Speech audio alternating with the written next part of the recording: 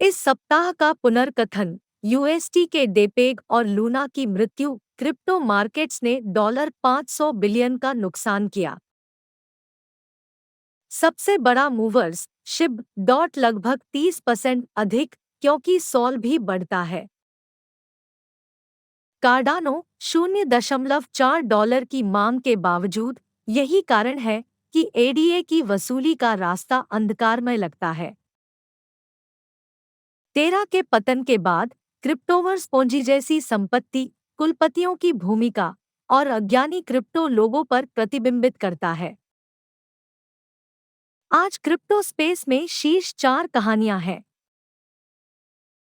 Video के अंत तक बने रहें ताकि आप कोई महत्वपूर्ण अपडेट मिस न करें।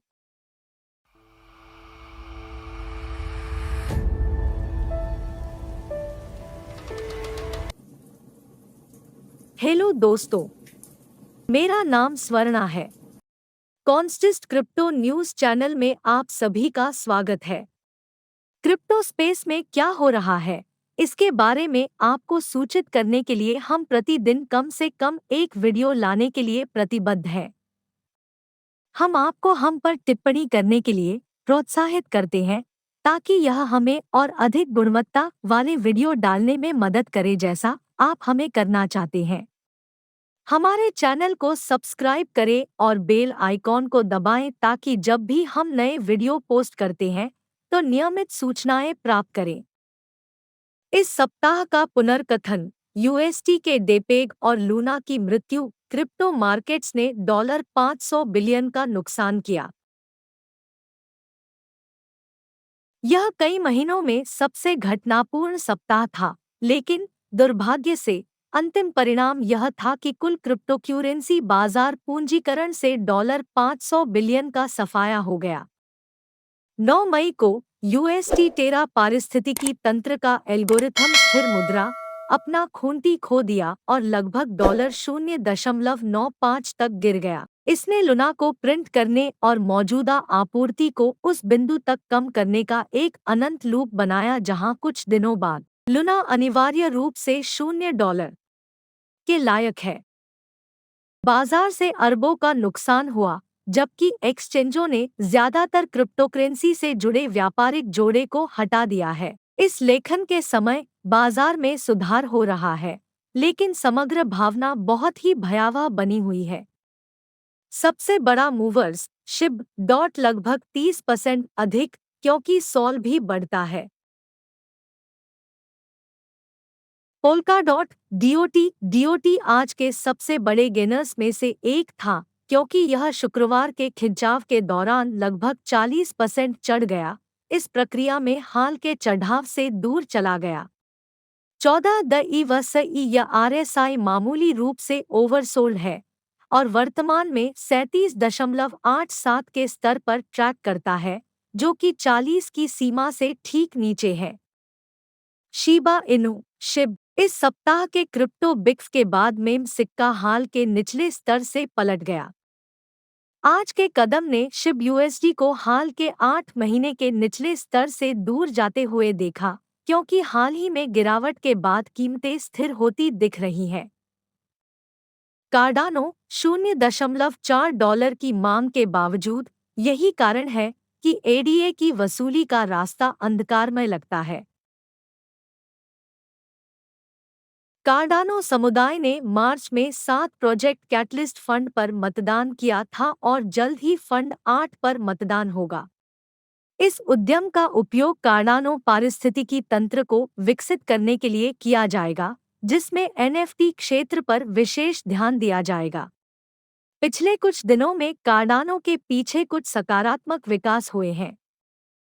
एडीए एक दिन का चार्ट। मार्च के मध्य में गिरने वाले वेज पैटर्न में एक ब्रेकआउट दिखाई दिया, लेकिन यह रैली $1.26 के महत्वपूर्ण स्तर को तोड़ने में असमर्थ थी। विक्रेता इस विकास से उत्साहित थे और तब से अथक थे, और एडीए को दक्षिण में $0.8 तक चलाने में कामयाब रहे, जो बेचने या कम करने के अवसर प्रदान कर सके। दलील। 2022 में मध्य मार्च की रैली एकमात्र समय था जब आरएसआई तटस्थ 50 लाइन से ऊपर रहने में कामयाब रहा। अन्यथा यह एक मंदी की प्रवृत्ति की उपस्थिति का संकेत देता है। $0.24 से पलटाव के जवाब में स्टोकेस्टिक आरएसआई ने भी ओवरसोल्ड क्षेत्र में एक तेजी से क्रॉसओवर का गठन किया। निष्कर्ष: सर्दी महीनों पहले आ गई थी और अभी तक पिघलना के कोई संकेत नहीं थे। बसंत की तो बात ही छोड़ दें। यदि एडीए $0.9 के निशान से ऊपर चढ़ सकता है और उस स्तर से नीचे समर्थन के रूप में पुनः परीक्षण किया जा सकता है, तो मंदी की संरचना टूट जाएगी। टेरा के पतन के बाद क्रिप्टोवर्स पूंजी जैसी संपत्ति, कुलपतियों की भूमिका और अज्ञानी क्रिप्टो लोगों पर प्रतिबिंबित करता है। टेरा यूएसटी स्थिर मुद्रा और संपूर्ण टेरा लूना पारिस्थितिकी तंत्र के शानदार पतन के बाद क्रिप्टो समुदाय में आत्म प्रतिबिंब। क्रिप्टो निवेश कैसा होना चाहिए? क्रिप्टो परियोजनाओं को कैसे बढ़ावा दिया जाता है? और क्या बिटकॉइन ओनली औसत निवेशकों के लिए सबसे अच्छी रणनीति है? इस बारे में एक बहस समुदाय में फिर से उभरी है। चर्चा में विवाद के प्रमुख बिंदुओं में खुदरा निवेशकों को टेरा आधारित परिसंपत्तियों को बढ़ावा देने में बड़े उद्यम निवेशकों की भूमिका थी। लोगों ने श्वेतपत्र नहीं पढ़ा। लूना और उस जीवित रहने का एकमात्र तरीका यह है कि कुछ प्रतिभाशाली प्रोटोकॉल परिवर्तन बाजार के विश्वास को मजबूत करने के लिए प्रभावित होते हैं कि लूना का मार्केट कैप हमेशा उस फ्लोट से अधिक होगा। मुझे नहीं पता कि इसे कैसे पूरा किया जाए। यूएसटी काम करने योग्य नहीं बीटीसी मूनिंग के बिना। डेगन स्पार्टन ने सुझाव दिया कि यह स्पष्ट होना चाहिए था कि बीटीसी के साथ यूएसटी को आंशिक रूप से वापस करने की योजना चांदनी प्रभाव के बिना काम नहीं कर सकती थी। साधारण उपयोगकर्ताओं ने सोचा कि 20% उपज जो यूएसटी को दांव पर लगाकर अर्जित की जा सकती है, वह ब्लॉकचेन के जादू से एक चमत्कार है। पहले की टिप्पणियों ने यह स्पष्ट कर दिया था कि इस परियोजना में एक स्थायी आर्थिक मॉडल नहीं है। देखने के लिए धन्यवाद। अगर आपको सामग्री पसंद है, तो कृपया इस वीडियो को अपने दोस्तों के साथ साझा करें और लाइक बटन दबाएं।